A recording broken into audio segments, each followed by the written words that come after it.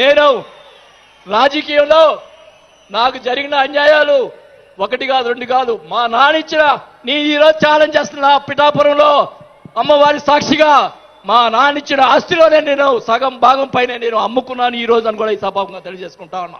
అయినా కానీ నేను లెక్క చేయను.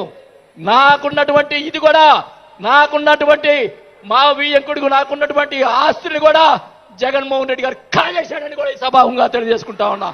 కాబట్టి అది త్వరగా మీరు చెప్తాను అవన్నీ కూడా తెలియజేసుకుంటూ ఈరోజు మీరు నన్ను దయచేసి ఇప్పుడు ఈ మాట్లాడిన దానికి ఇంకా రేపు ఒకటే కౌంటర్లు వస్తాయి నాకు తెలుసు. ఛాలెంజ్ చేస్తున్నా, నేను ఇది కూడా ఛాలెంజ్ చేస్తున్నా.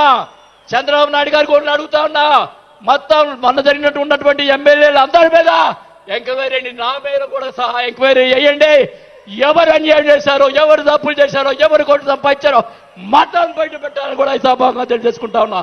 ఈ ఉక్రోషం, ఈ బాధ నాకు తెలుసు, మా కుటుంబానికి తెలుసు. మా కుటుంబం ఎంత ఇబ్బంది పడిందో నాకు తెలుసు.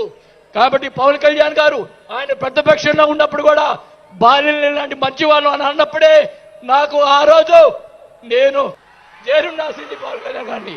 కానీ ఈరోజు అది నాకు ఆ రోజు రాత బాగాలేదు కాబట్టి ఈరోజు ఇలా ఉన్నాను.